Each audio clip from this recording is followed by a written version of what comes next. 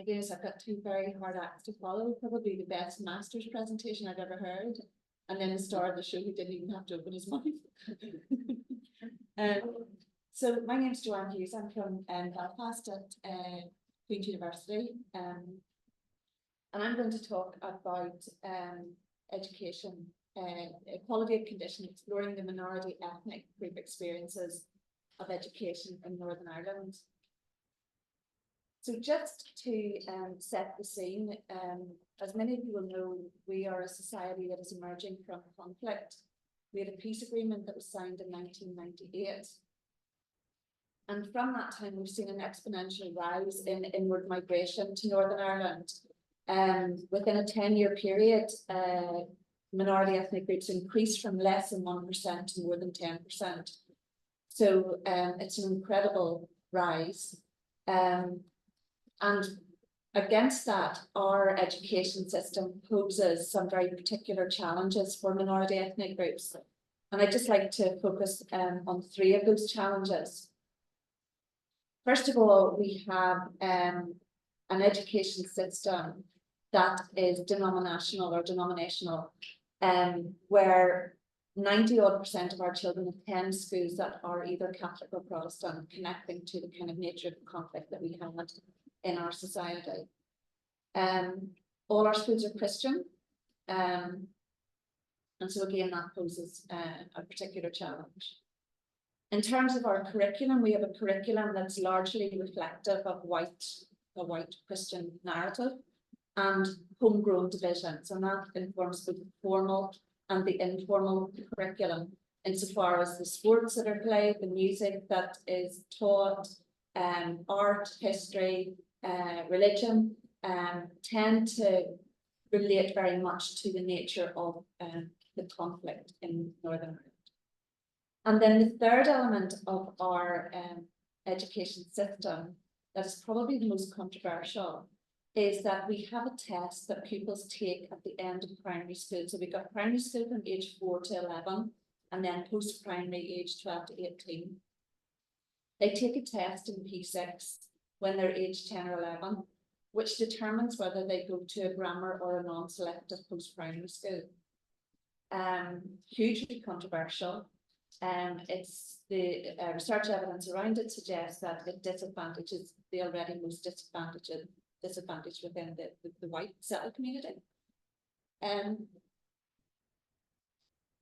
Again, just in terms of context, if we look at the literature around variables that contribute to minority ethnic group disadvantage in education, there are a number that the international literature points to. First of all, there tends more often to be greater socioeconomic deprivation in minority ethnic groups relative to their white peers. Ethnocentrism, as I've said, appears in our school curriculum, where the focus is very much on white cultural narrative, in our case also connecting then to the history of conflict. Teacher bias, which is often reflected in positive or negative labelling of pupils from different backgrounds based on ethnic stereotypes, and connected to that, banding and streaming of pupils based on academic expectation labelling by teachers.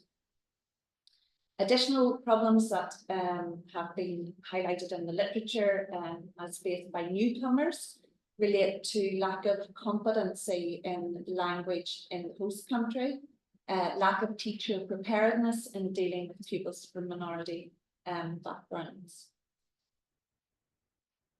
And just in terms of, so those are the kind of characteristics, or those are the kind of descriptions of the things that can create inequality of condition. Lynch and Baker in 2015 highlighted 4 processes which underpin those kind of characteristics. The first of these is equality in educational and related resources. And this dimension relates to the relationship between education and the economy in capitalist societies. In other words, the idea that education serves the economy, and schools are organisational entities within a competitive market.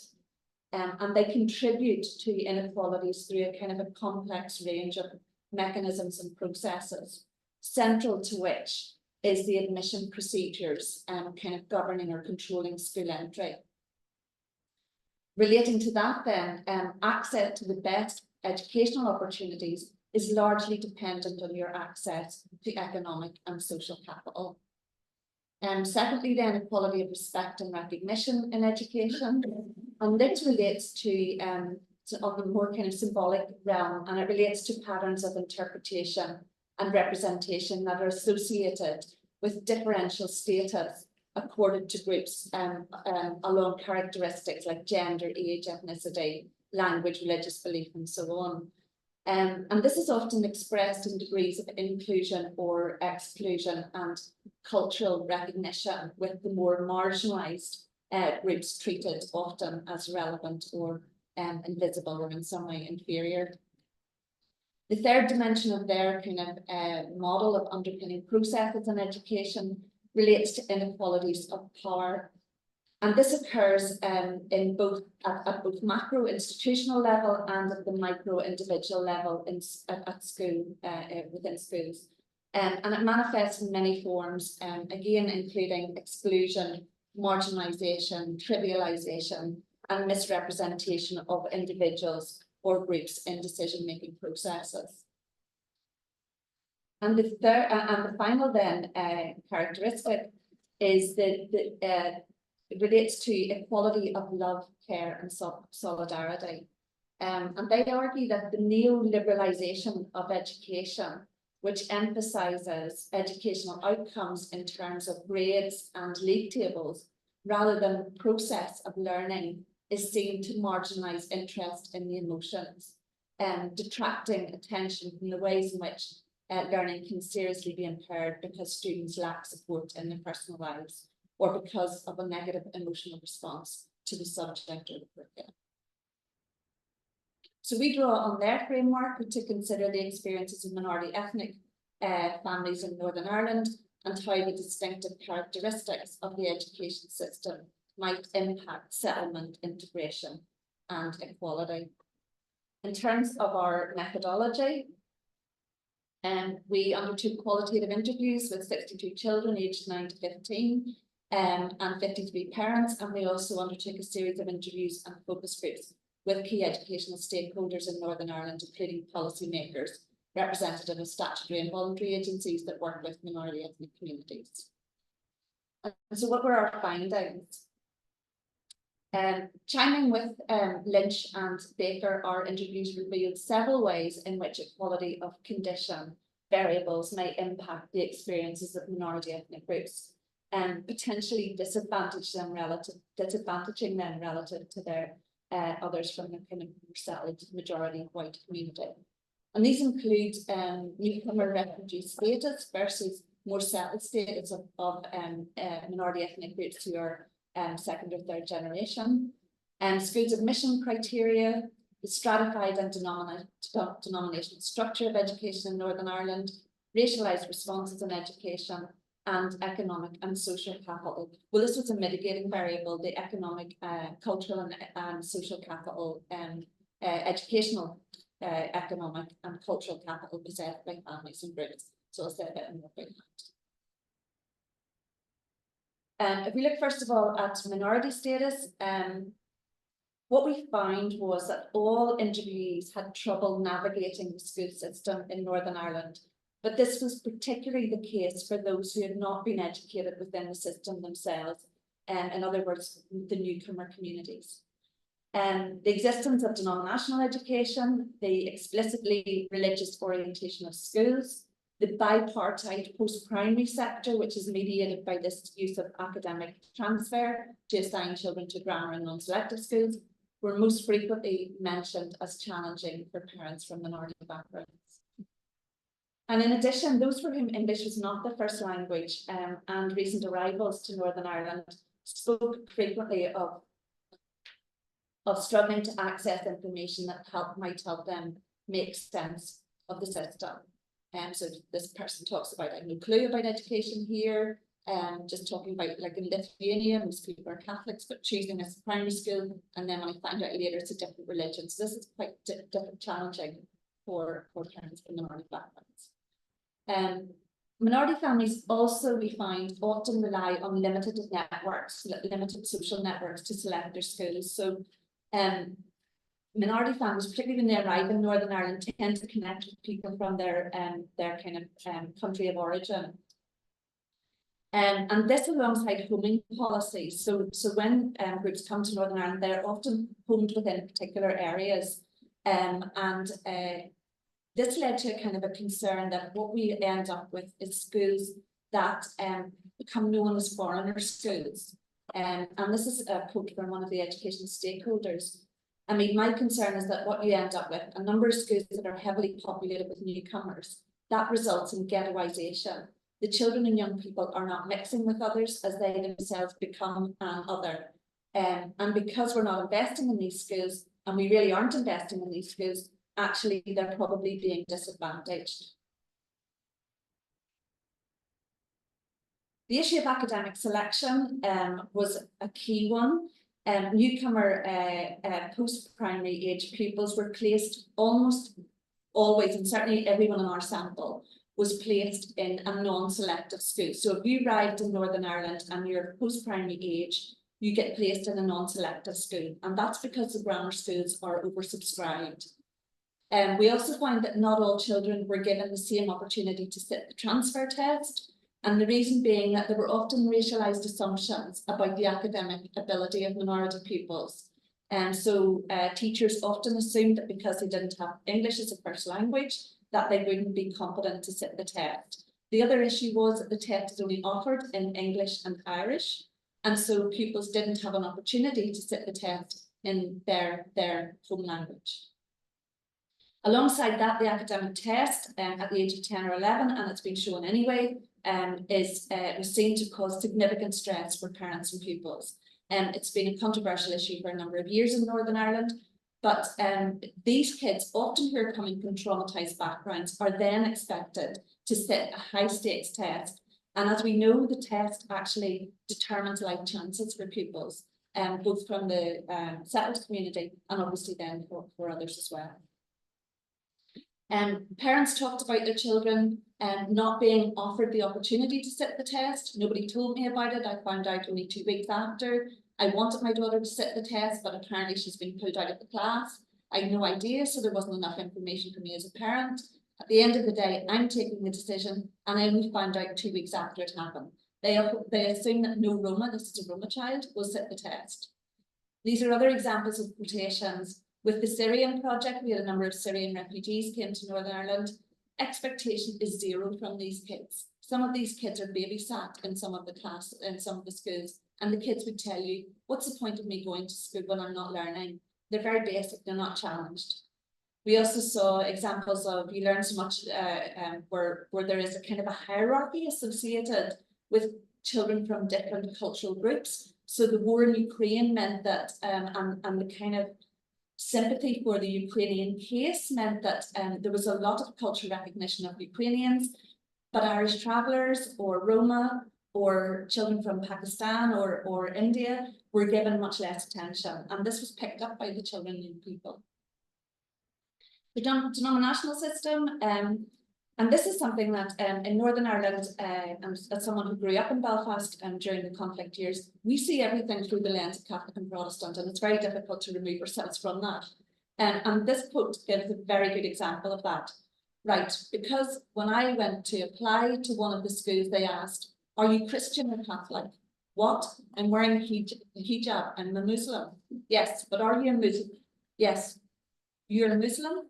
Which one do you tend more to? In other words, do you tend more to Catholic or Protestant? It was really confusing. So we tend to understand other people within this kind of cultural lens that's been informed by our history and our kind of context of conflict. There's also an issue of kind of cross-cutting issues of social class, agency, and this kind of Northern Ireland parochialism. And I think this quotation here gives a very good example of that. This parent was a parent of a child who had made it into one of the more elite grammar schools in Northern Ireland. And when I say elite, all of our grammar schools are state schools, but some charge more fees than others. And this one charges very high fees. I don't come from a very middle class, upper middle class or whatever background. So it's the way, and I don't know how to do the right speaking. I don't drive the right car and I don't speak, and my family don't have a surname that relates to any kind of company or organisation or anything that would be influential within the school. And in terms of the Northern Ireland parochialism, and this relates to the fact that there's still a high degree of segregation within Northern Ireland society where Catholics, particularly in more working class or disadvantaged communities, tend to live together and Protestants tend to reside together. We still have peace walls dividing the communities, less so the case in more middle class communities. But again, because of the history of conflict, there is a kind of a safety in your own community. And that kind of sense of suspicion or fear of the other is something that comes out in these interviews as well. Also, the fact that our teachers attend separate teacher training colleges, Catholic and Protestant, they go to teach in schools that they themselves grew up in, often within the same communities. And so there is a Northern Ireland parochialism that has the potential to disadvantage these pupils again. So again, this quotation, our children are not studied from here and we're not from Irish backgrounds or a Northern Ireland background. Some of the time they know their parents, older parents, they were with my daddy in the same church.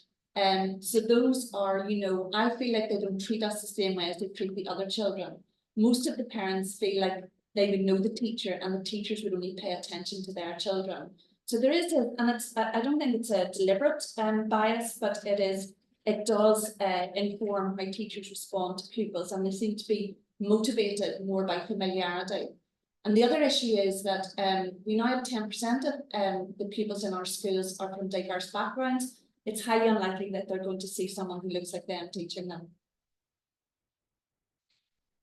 So just on the other side then, it was interesting that what we found was that parents, and this was something we heard in one of the presentations yesterday, parents from more settled minority backgrounds, mainly Chinese and Indian, who've been in Northern Ireland for generations, they spoke of using, and they were often from more affluent backgrounds, and they spoke of using local knowledge, educational experience and economic resource to maximise educational opportunity for their children. We also saw that those with more limited economic capital tended to make school choices that were informed by that rather than their kind of educational aspiration for their children. So this parent is talking about wanting a school for their child that was easy to access, as opposed to potentially a grammar school, which was less easy to access. But what was really interesting is that even where finances were limited, several parents spoke of sacrifices they had made to ensure the best educational outcomes for their children. There was a high level of resilience, there was a high level of educational aspiration, and parents invested hugely in trying to get the best educational outcomes for their children. And this included things like, you know, paying for tutoring for their children for the test, even when they could hardly put bread on the table. It included in one case a parent leaving a job because the school that she wanted her child to go into had a small proportion, selected a small proportion of pupils based on economic disadvantage. And so she left the job so that she would be more, so that she would meet the criteria for her child getting into that school. Yes, I'll conclude. So in terms of Lynch and Baker, just a couple of recommendations based on our finding. We need to review the process of academic selection for primary to post-primary transfer. We need to examine the ways in which the legacy of conflict and our homegrown tensions and divisions have become embedded in our education system. And we need to review the extent to which a state-sponsored and wholly Christian education system that's fractured along faith lines and cross-cutting social class lines is fit for purpose in a society that has seen exponential demographic change in the post-agreement period. Thank you.